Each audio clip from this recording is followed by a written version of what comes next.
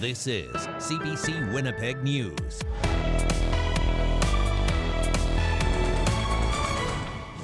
Good evening. Thank you for joining us. We begin tonight with more on the 19-year-old international student who was fatally shot by Winnipeg police over the weekend. Afalabi Stephen Opasso was studying economics at the University of Manitoba. The CBC's Rosanna Hempel reports on his family's search for answers. Afalabi Stephen Opasso died after being shot by police Sunday. The 19-year-old from Nigeria was an international student at the University of Manitoba. They just want justice for Afalabi. His family's lawyer, Jean-René Dominique Quillot, says they're desperate for answers. He was young. He was sent here to get a degree. Now he'll be, returning home in a coffin. So that's really, the sad part for the family. It happened here at an apartment complex on University Crescent where Opasso lived. Winnipeg police say they got a call the afternoon of New Year's Eve about a man acting erratically. And upon arrival, they encountered multiple people inside the suite, including a man armed with 2 knives. Moments later, an officer shot Opasso. Winnipeg Police Chief Danny Smythe says he couldn't say whether the teen had attacked police. The police watchdog says officers were responding to a well-being call when Opasso confronted them with a weapon. It's not our jurisdiction to investigate, so we really preserve the scene, preserve the witnesses, and notify IAU. Opasso's death is Winnipeg's 3rd fatal police shooting in 2023, and the city's 2nd in the last week. The apartment. Quillot says the family also wants to know what happened and why. Quillot says Opasso's roommate told him Opasso appeared to be experiencing a mental health episode before the call to 911.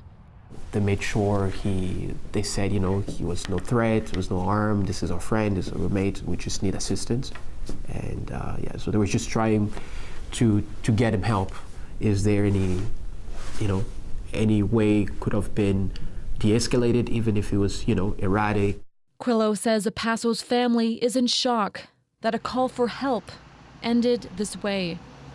Rosanna Hempel, CBC News, Winnipeg. The shooting of Opasso happened at a time when a special unit meant to help people in crisis was off duty.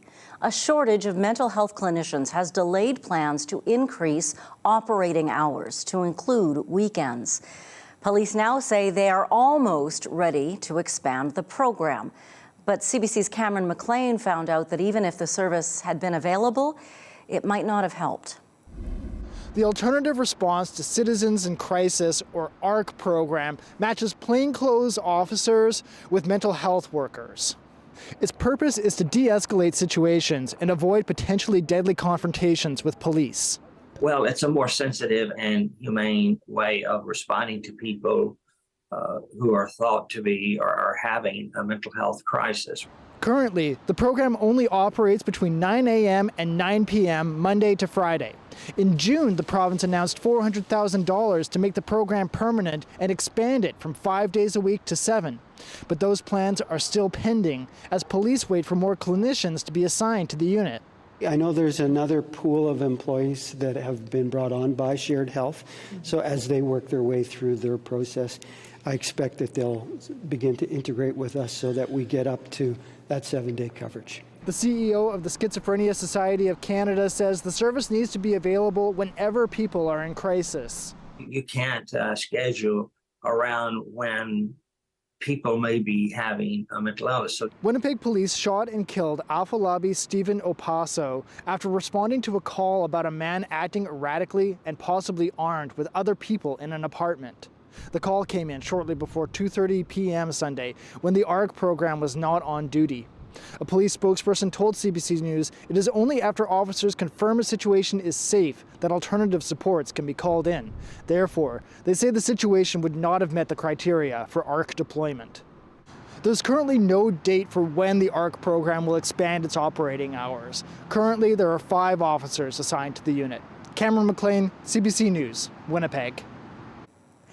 Winnipeg police are investigating the death of a 20-year-old man whose body was found on Flora Avenue over the weekend. Officers found Brooklyn Elijah Hebert outside the St. Kateri Takawika Catholic Indigenous Church on Saturday. Investigators could be seen behind a home on Selkirk Avenue near the church. Winnipeg police want to hear from people who ran into Hebert over the past week or so. They say he was known to move around to different places and may have stayed at shelters. A bystander was wounded in a shooting at a downtown Winnipeg hookah lounge just hours into the new year. Winnipeg police say they were notified of the shooting at a lounge on St. Mary Avenue shortly before 1:30 a.m. Monday. It's believed two groups of people got into an altercation before the shot was fired. The bullet ricocheted and struck a bystander who was taken to hospital in stable condition. Police are investigating. A 28-year-old man is facing a criminal negligence charge after a toddler ingested fentanyl and nearly died. Police and paramedics were called to a home in North Point Douglas Saturday after people in the home saw the child go into medical distress. The child was taken to hospital in critical condition and was stabilized after several doses of Narcan. Police believe the child ingested the opioid while crawling on the floor of the home. The man was not the child's caregiver and is no longer allowed at that child's home. A 14-year-old girl who was fatally stabbed last month in downtown Winnipeg was on a waiting list to be assessed for fetal alcohol spectrum disorder, or FASD. That wait time can be years, in part because of a lack of specialists who are able to diagnose the condition. The CBC's Caitlin Gowrluck has more. It's been just over 2 weeks since a 14-year-old girl was stabbed to death here on Graham Avenue near Fort Street in downtown Winnipeg. A day before she died, she appeared in court where a judge said she was vulnerable and just wasn't getting the help she needed, including an assessment for FASD. The pediatric workforce in Manitoba is stretched thin. And so it sounds easy to say, find other people to do this, but it's actually not that easy. Dr. Anna Hanlon-Dearman is one of only 3 doctors trained to do those assessments in Manitoba. Her team says that's part of why the wait is so long. Right now, about 2 years from referral to diagnosis. The teen was on the waiting list. She was stabbed in broad daylight on December 15th. Police said she was rushed to hospital for emergency surgery, but died from her injuries. Court heard she was in the care of Child and Family Services. She struggled with an addiction and frequently ran away from foster homes. Challenges one support worker says are pretty common among kids with FASD when they don't get the help they need. Someone like that maybe if they got, were able to get a diagnosis earlier and were able to get the supports that they need and find other avenues to cope, things can really be different. A 17-year-old boy is charged with second-degree murder in the girl's death, but neither can be named under the Youth Criminal Justice Act. He's now scheduled to appear in court again later this week. Caitlin Gowrluck, CBC News, Winnipeg. Most Manitobans headed back to work today, the day after the province's gas tax holiday began. For the next 6 months, the provincial government will not be charging its 14-cent a litre tax on gasoline and diesel fuel. It was a promise made by the NDP during the recent election campaign as a way to help people handle the rising cost of living. The fuel tax brings in roughly $340 million a year to the province. Government figures suggest giving a 6-month break on the gas tax would save the average Manitoba family an estimated $250. Here's what we heard from motorists as the price at the pump dropped. Saves me money every time I go to the gas pump. And are you happy? And yeah, I'm happy. The money has to come from somewhere, so if taxes are going to be reduced, 14 cents per litre for a period of time, that'll have to be made up at some point somewhere else, I'm sure. We are Winnipeggers, right? So any saving is a good saving for us. Yes, and just when you thought you might be able to save a little money, your water bill here in Winnipeg will be going up almost 4% this year. Even larger increases are on the way in the next 4 years. City bureaucrats recommend hikes of more than 20%. One councillor worries that's still not enough. Brian Mays says Winnipeg is saddled with 3 multi-million-dollar sewer infrastructure projects. He says there's no money budgeted for removing phosphorus and nitrogen. That's expected to cost more than $1 billion. Mays is also concerned there's not enough money allocated for the biosolids project at Brady Landfill or the separation of combined sewer lines. Meantime, people in Kenora are outraged after the city's Main Street Christmas tree was taken out by a chainsaw just ahead of New Year's Eve. Ontario Provincial Police say they learned of the incident shortly after 11 p.m. Saturday. They are investigating it as a case of mischief. The tree was lit in mid-November. It marked the 92nd annual tradition in the northwestern Ontario city's downtown core. Hundreds of comments expressing frustration and anger over this Grinch-like act have been shared on social media.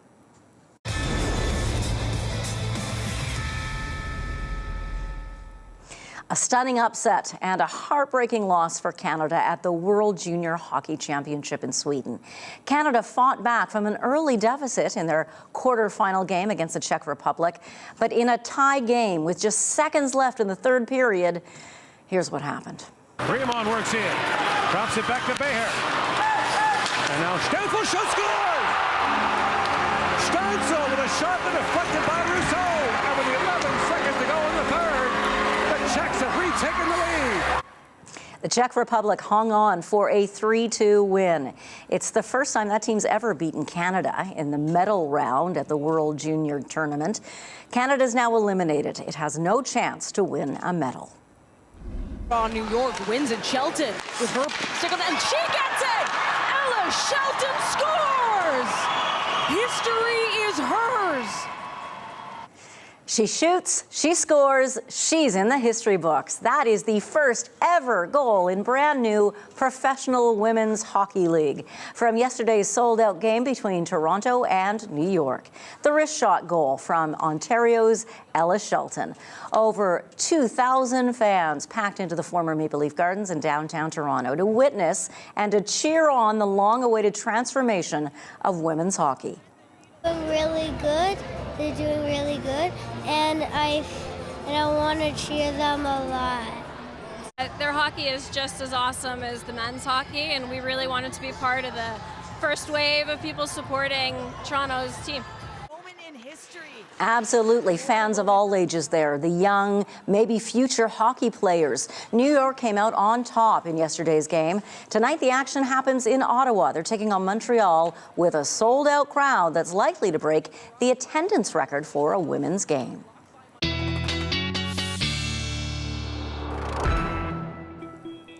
And speaking of hockey, it's time to head downtown and check in with meteorologist John Sauter, standing by live at Canada Life Centre. Hello, John. Hi there, Janet. Yeah, it's really exciting here. We're kicking off 2024 with the first home game here on January 2nd. So the Jets have had an amazing run through December, 10 wins, only 1 loss, and they're hoping to kind of keep the momentum going here as we start off a new calendar year. Anyway, the Tampa Bay Lightning in town tonight. A little later on, we're going to talk to Sarah Orlesky. Anybody who's a Jets fan knows who Sarah is.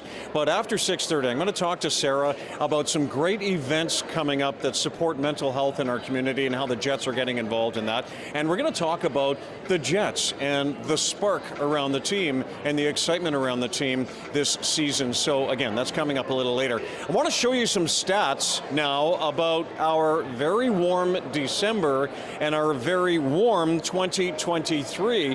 When you put up all the numbers and add them up and divide them by 31, you get our 3rd warmest December on record. Only 1877 and 1997 were warmer, and both of those were El Nino years. Now, this past month, we had 30 of the 31 days that were above normal, and only 1 day that was below -20, and that is shocking. When you look at the entire year, it was the 11th warmest on record. Keep in mind, records go back to 1873, the 9th driest, and only 28 days below minus 20, and that is the 3rd fewest on record. So still very, very warm through December. And we're starting this month with some pretty mild weather as well. -4 right now. We're actually warmer in the early part of the day. Our temperature's been falling through the day, and we are seeing a few snowflakes around, but earlier today, some light freezing drizzle, which may still be coating highways outside the city. When you look at cloud cover, a lot of clear sky to the north, and that is a trough that is working its way into southern Manitoba. So we will see these clouds break up, and that means we will be getting much, much colder as we head into the night tonight. So some snow through central Manitoba, moving off into Ontario. Pretty clear sky tonight, and a bright day on the way for tomorrow. So there's Wednesday morning and Wednesday afternoon, and then I'm tracking a clipper that'll move across northern Manitoba, bringing about 2 to maybe 4 centimeters of snow through Thursday, which by late Thursday is moving off to the east. Some of that may get into southern Manitoba as we head into Thursday night, but 48-hour snowfall projection up to this time tomorrow, not much in the north. If we go forward again another 24 hours, we get that 3 to 4 centimeters in a swath from Lynn Lake down through Thompson, Norway House, God's Lake, and areas like Island Lake as well. So tonight in Winnipeg, -16, partly cloudy. The winds do lighten up. It's a bright day on the way for tomorrow. We'll be at -13 for you at the bus stop, and then -11 in the afternoon. It's going to feel a lot colder, but really it's just closer to seasonal normals. We get a little bit warmer through the rest of the week, and I am expecting more flurries and cooler temps once again by Saturday with a high of -9. So coming up, your Manitoba forecast and a nice long chat with Sarah Orleski. Thank you, John. Rescuers in Japan are racing against time to save people trapped in damaged buildings after a devastating earthquake. Dozens of people are confirmed dead along Japan's west coast. Tens of thousands of homes are destroyed. We'll bring you the latest after the break. You're watching CBC Winnipeg News.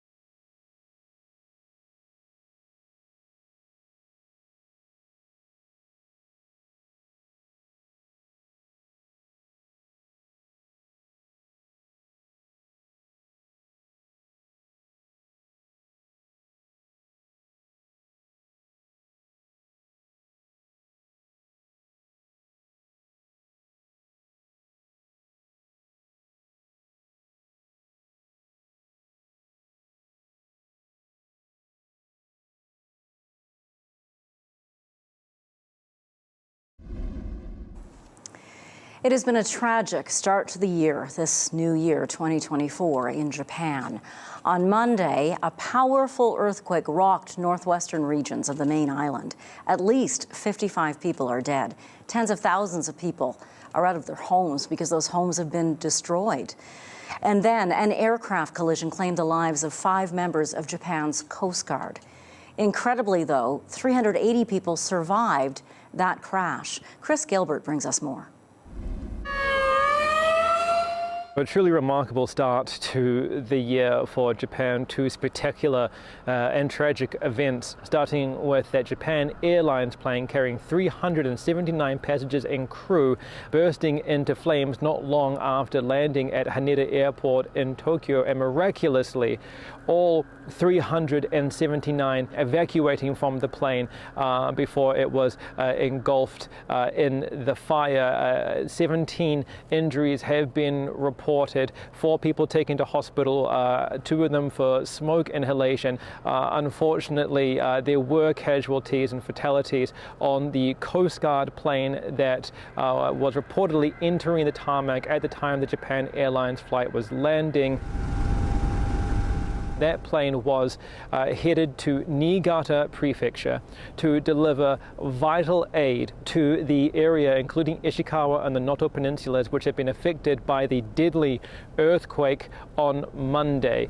These areas are still reeling. Power is still cut to tens of thousands of houses. Water is in inconsistent supply, including to 19 hospitals in the region. There are reports of people in the major city of Wajima 24 hours on or more on from the disaster, melting snow to make their own water for drinking. The Japanese government is prioritizing search and rescue, but with rain in the forecast, landslides blocking roads which are already damaged, it is becoming an increasingly difficult task to search for survivors, and the Prime Minister says they are now battling the clock. Chris Gilbert for CBC News in Tokyo. Hamas is reporting one of its top officials has been killed in an explosion in Lebanon. Saleh Arouri was a founding member of the group's military wing, and his death is heightening the risk of a wider Middle Eastern conflict. Sasha Petrusek has this report. Deep inside Lebanon, the airstrike ripped into the Dahia refugee camp in South Beirut. It's a stronghold of the militant group Hezbollah, an ally of Hamas. And Hamas blames Israel for what it calls a cowardly assassination. Among those killed was top Hamas leader Saleh al-Arouri, a founder of the group's military wing, known for financing and organizing attacks on Israel. Israel would not take responsibility for the airstrike, but it did assert the right to go after Hamas officials anywhere. Anyone who kills Israelis can expect the Israeli state and the Israeli armed forces to ultimately reach them. The reaction was immediate. Palestinian protests in the occupied West Bank, accusations from Lebanon that Israel was trying to drag it into the Gaza conflict. Fighting between Israel and Hezbollah has been intensifying along the Lebanese border. And today, the UN warned that shockwaves from this Beirut explosion could spread. The developments are extremely worrying. And I think this just really highlights what the Secretary General had just said about the dangers of the spillover of this conflict in the wider region. The conflict continued in Gaza itself.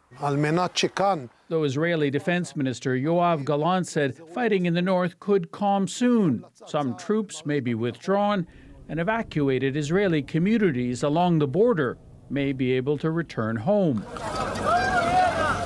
As the new year and the 4th month of this conflict starts, those who are not going home are hundreds of thousands of Gaza refugees, enduring more shortages and showers in the cold. Sasha Petrusek, CBC News, Toronto. Russia intensified attacks on Ukraine today, targeting two of the country's biggest cities in a barrage of missile strikes. Officials say 5 people were killed and more than 100 injured. These latest attacks come just days after major aerial assaults by both sides. Anna Cunningham brings us the latest. It's been another day of intense missile attacks in Ukraine. Now, this morning, residents in the capital, Kyiv, awoke to air raid sirens and the dawn sky was lit up by missile attacks. Some residential apartment blocks were badly damaged in the capital, and rescue workers have been pulling survivors from the rubble of collapsed buildings. There were also airstrikes on the northeastern city of Kharkiv and also Mykolaiv. These attacks on Kyiv, though, have reportedly left some 86,000 people in the city and the wider region without any power supplies. Russia has also reported today that Belgorod, the border city, was hit again after a Ukrainian airstrike targeted it on Saturday.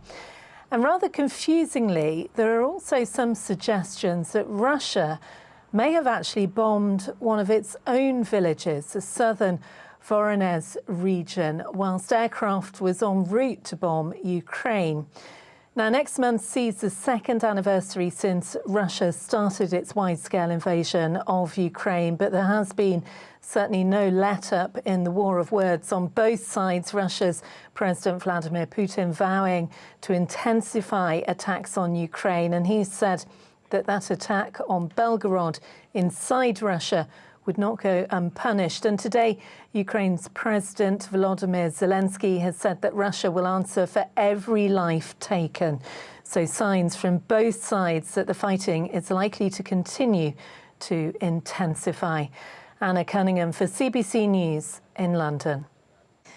Well, it's one of the biggest stories of 2023, rampant inflation. Big story last year, the year before. It's likely going to keep making headlines this year. It is a serious economic problem, one that hurts most people. But there are some who get significant benefits, like top executives. According to an annual report from the Canadian Centre for Policy Alternatives, Canada's 100 top-paid CEOs have already earned what the average worker makes all year. CBC's Philippe de Montenay explains. Canada's top CEOs made more than ever before in 2022, a year of sky-high inflation. CEOs are paid primarily through bonuses, and those bonuses are based on things like revenue and profits. And they are being remunerated as if every dollar of these inflation-driven profits are their doing. A new report from the Canadian Centre for Policy Alternatives found that the 100 highest-paid CEOs raked in nearly $15 million on average that year, about 246 times what the average worker made. It's absolutely enraging. Canada's largest private sector union says this growing pay gap and the rising cost of living has been pushing workers to demand higher wages. You have seen workers rising up against that. This is why we're having more disputes in Canada. It is why there is more conflict at collective bargaining tables, because workers have said enough is enough. The higher the risk, the higher the compensation. Asni Zawali is the CEO of Connected Labs, a tech startup in Toronto that designs virtual campuses for universities and large organizations. He says top executives shoulder a lot of risk. Their role is to ensure the financial and operational viability of the company. If they do that, they get compensated accordingly. If they don't do that, they get fired. But his company has a policy to limit the wage gap. The highest salary is never 10 times higher than the lowest salary. There's no cap on the highest salary, as long as you move the lowest salary up as well. To address the pay gap, the Canadian Centre for Policy Alternatives suggests introducing a wealth tax and adding new income brackets at the top that would be taxed more heavily. Philippe de Montigny, CBC News, Toronto. Don't you hate when stuff breaks? Sometimes you could just fix it, but could you? There's a movement in Canada to make it easier for people to repair things they own. After the break, we're going to introduce you to a repair exchange. Stay with us.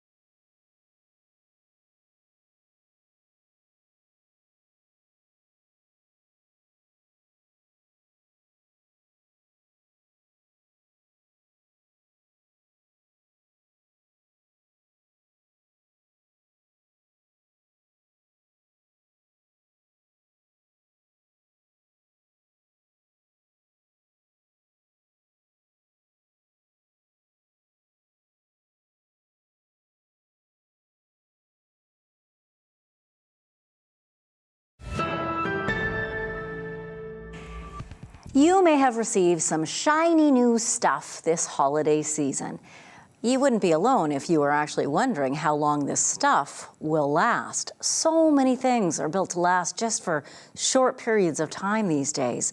Many of those items end up filling our landfills. So now there's a growing movement in Canada to make it easier for people to repair things on their own. Aaron Collins has more. It's called a repair exchange. Busted stuff from snowblowers to baking gear. I bought my KitchenAid mixer, stand mixer, to get fixed. What was wrong with it? It wouldn't turn on. That's no good. No, it would. I tried to fix it myself, and I didn't. Paired with expert hands, fixing them up for free.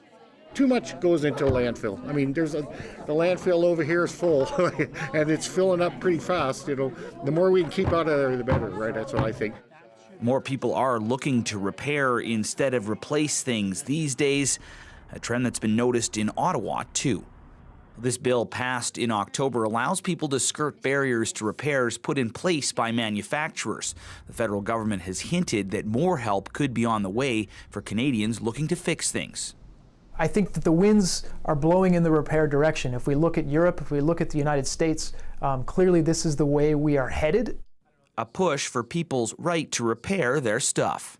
Is a public interest movement that's calling for greater access to parts, tools, information, and software that's necessary to fix all the things that surround us today.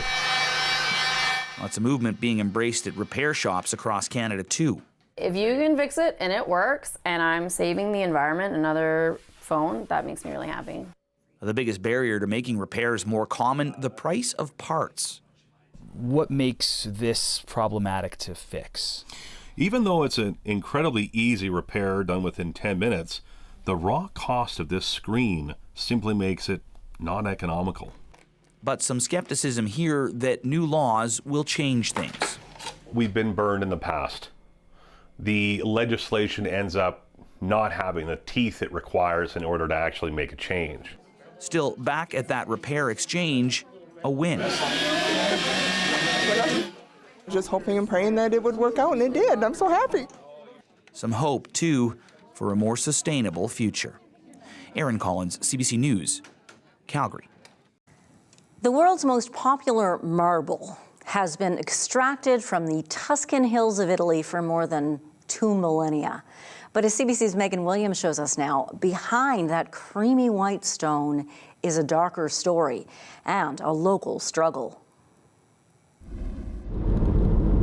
The Apuan Alps of Tuscany, with what looks like snow, but is actually the world's largest marble mining district, Carrara. In ancient Rome, enslaved people toiled, cutting and hauling the stone used for imperial monuments and statues. Marble prized in the Renaissance by Michelangelo, who, from a massive block, sculpted his masterpiece, David. To this day, artists are still drawn to Carrara, where the marble is extracted from quarries like this one, owned by Franco Barattini, who began working here at 12, sleeping in a shack perched above the quarry. He's now the owner, exporting marble to the Vatican and Princess of Thailand, billionaires in China and Saudi Arabia, and producing the byproduct, calcium carbonate, ground from this debris into a whitening agent used for cleaning products, paint, even toothpaste, creating a dust that floats up into the Apuan Alps above. From this dust, we have a kind of pollution we call marmettola, that is not just the dust, but we have oil inside and part of metals inside. Nature guide Matteo Palazzi says the dust is choking rare cave species and polluting the aquifer in this UNESCO Global Geopark, designated for its geological heritage. Local activist Eros Teti has mobilized to limit extraction of the 80 or so quarries inside the park. The really precious marble of the Apuan Alps is little nowadays. That's why they base their economy mainly on the carbonate calcium. It's the only way they have to keep open many quarries. He wants an approved plan to develop a local economy based on sustainable tourism implemented. But opposition has been fierce. Franco Barattini says the economy here is marble. Look around, he says, there's nothing else. But Tetti and others say they'll keep fighting what they call destructive extraction. We made the marble for Michelangelo for some of the most beautiful statues in the world, and we don't want to end up in this way. But instead, he says, with a park and economy for future generations. Megan Williams, CBC News, Carrara.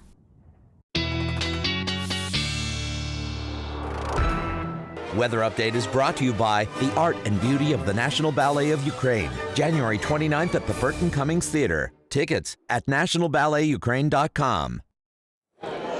Meteorologist John Sauter joins us now once again live from Canada Life Centre, standing by for the Jets game. I know you're going to talk to an expert about the hockey in just a moment, John, but first, the Manitoba forecast. Any snow headed Winnipeg's way? Well, you know, Janet, a lot of people wishing for some more snow, including people who, hey, there's Mickey Mouse. How about that? Including people who grow our food in the summertime. We need more snow for the fields, the moisture, all kinds of reasons. But, you know, the only snow I really see coming is for northern Manitoba, likely on Thursday. Let's get into the conditions right now across southern Manitoba. So our temperature has been falling gradually through the day today. Now -4 at the airport, -3 downtown.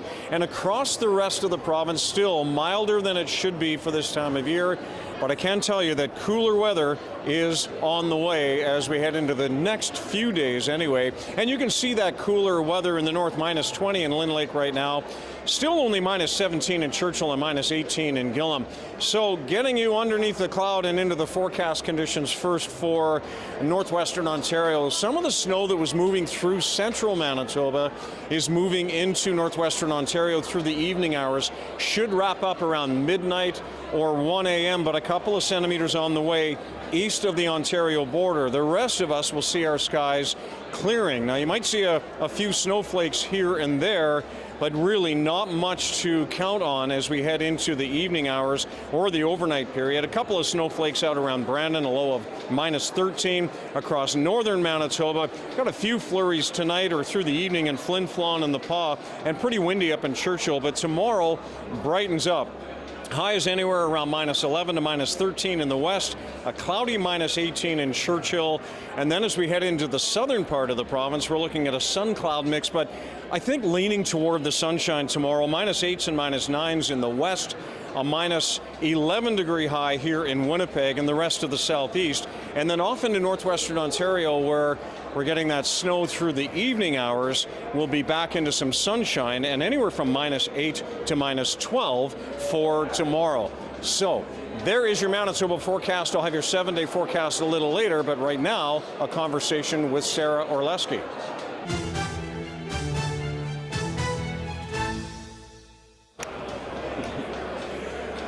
Okay, here she is. Sarah is the senior host and producer for the Winnipeg Jets. Thank you so much for joining. Oh, are you kidding? Thanks so much for having me, John. Yeah, the excitement is really wild around the team. We're going to talk about that in a second. But, you know, the Winnipeg Jets are threaded in our community so much, and there's a great event that is going on all month. Talk to us a little bit about Hockey Talks. Well, a lot of people know Hockey Talks occurs throughout the month. Really, it's about talking about mental wellness. It's really an approach. We've seen the conversation about mental health and mental wellness increase so much in recent years across the NHL, and it's an initiative that obviously the Winnipeg Jets care so deeply about. Project 11, as I'm sure many viewers know about or have heard about over the years, is a program that the True North Youth Foundation began back in 2012 in honor of the late Rick Rippon. And it's a school program that's for kids all the way from kindergarten through grade 12 that started in Manitoba and has expanded really throughout not only North America, John, but at various points throughout the world. And it's all about creating mental wellness and different skill sets for kids. And so on January 16th, although it's being talked about all month, on January 16th, which is a home game here against the New York Islanders, that is the Hockey Talks game. And people can get involved and buy hoodies, right? They can. So there are a limited number that are available to support this great cause. And just think that we've continued to see, I know that over the years I have seen the evolution of the discussion change so much within the hockey community, and it's great to see. And any of us obviously that have kids or that have any dealings with young people know how important this is and how important the cause is to support. And Project11.ca, lots of resources so teachers can actually get those resources and help out with the education of young folks. Absolutely. There's videos as well. The program has just, as it should continue to grow not only within schools, but just different initiatives as well. It's something that the organization as a whole is very passionate about, and it's something that we've seen a number of players really step step up from over the years that have become very involved, and especially Nikolai Ehlers is one that's always out in classrooms talking with the kids. Absolutely, talking with the kids and really trying to show that this is something that everybody deals with, and it's something that's important regardless of whether or not you are young, old, a professional hockey player, or a student. So let's talk about Nick Ehlers and the rest of the team. Great record in December. The buzz around the team's amazing. In your opinion, are we on to something here? I think so. You know, I have loved the way that we have seen the conversation continue to evolve as the season. I think people were maybe a little tentative in the beginning and like, okay, is this for real? But when you look at the way that this team played in the month of December, I think that not only was it a great month for them, it's a very sustainable style of play for it. You're seeing everybody involved across all four lines. And so in the past, I think sometimes, you know, they've certainly had to rely on their goaltenders quite a bit, whereas this year you feel, although Connor Hellebuck continues to be the all-star that he is, that you and Lauren Brossois playing well as well. But this is something where it's very sustainable. I think there's so much for people to be excited about going into the second half of the season. Well, I know I am. And I know that you do some great interviews and feature stories. Where can we see those interviews? Well, on the Winnipeg Jets website as well as the YouTube channel. So we have a great series called Runway, which is our behind-the-scenes series, which gives people a look at the team that they've never been able to see before. And then we also have Home Ice, which is talking to players away from the rink and just trying to give fans, we know how much Jets fans, how passionate Jets fans are, trying to give them a look at the players so that they can get to know them away from the ice as well. I know you're busy, so thanks so much for spending time with us. And do you want to throw it a break? You can say John's coming back with the 7-day forecast. Well, I do, because I always love the opportunity to do that. But just very quickly, I want to say, I know that this is your last week. John, you have been a fixture in this market and on our televisions for decades, and I wish you all of the best in retirement. I'm sad to see you go, but I wanted to say congratulations on an absolutely tremendous career and the mark that you have left on the Winnipeg broadcast market. And now you can. And now, right after this, John will be back with your 7-day forecast. Thank you. Thank you, Sarah and John, reporting live from Canada Life Centre. After the break, we're going to meet a young woman whose entire family has been impacted by dementia. It's National Alzheimer's Awareness Month, and there is help. Learn more about it after the break.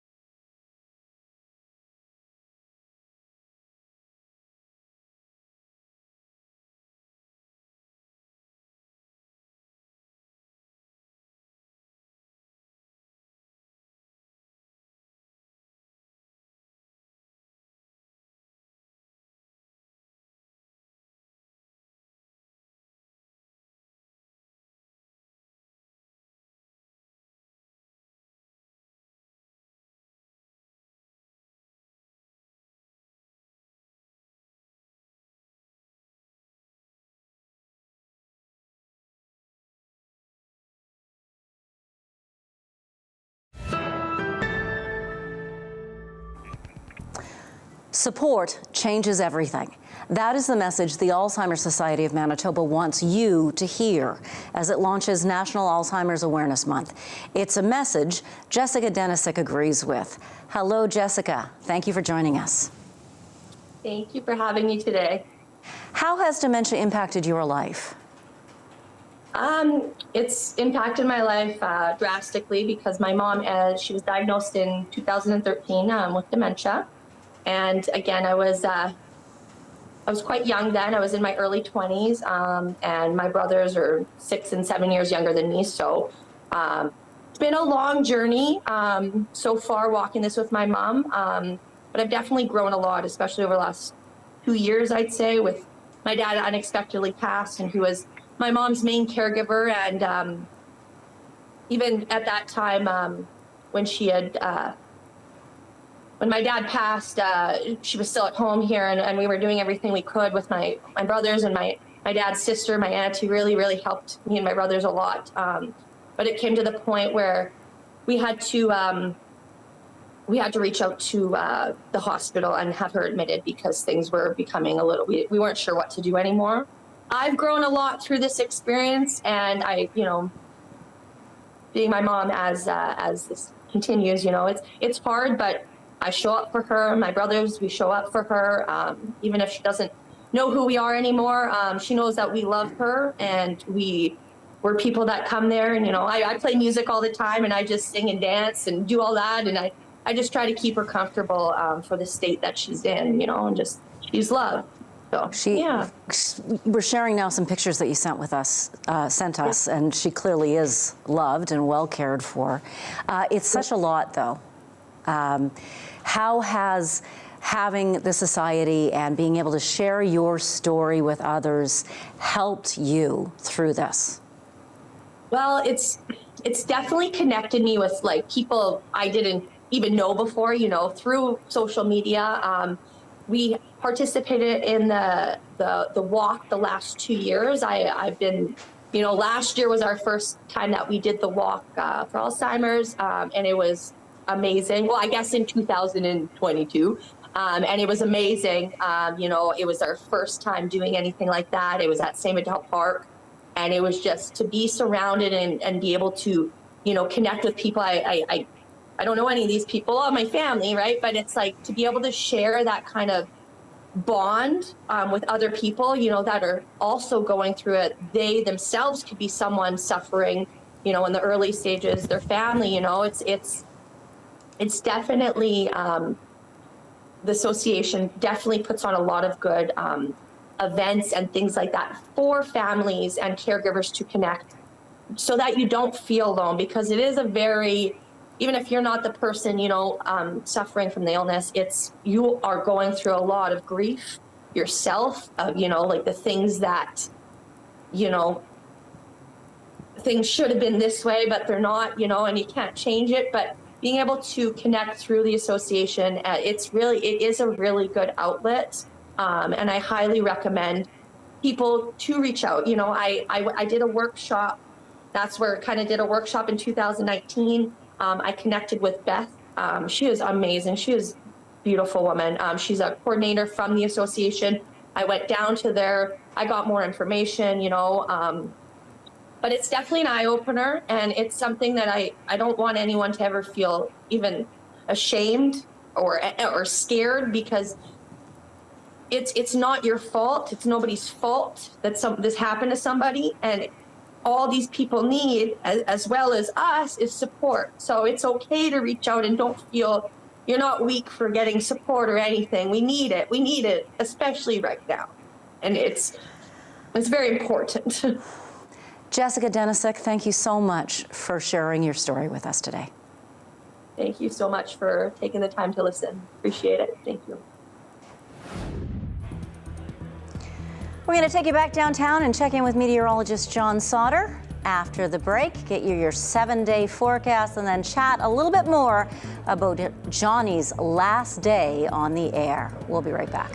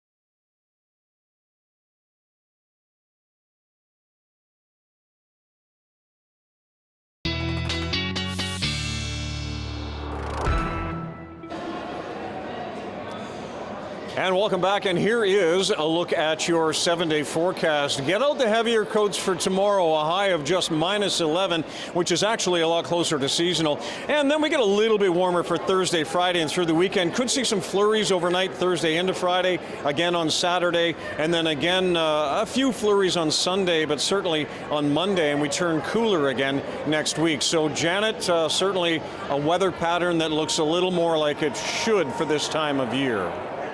Well, all we need now, John, is a little bit more snow to let the farmers and those who want to ski be happy. Thanks very much, John. Absolutely. You're Now, as you heard earlier, this is John's last week before he retires. His last day on the program will be this Friday, so be sure to join us then, because I'm sure we'll have a few special moments. Thanks for watching. Have a great week. Happy New Year, and see you tomorrow.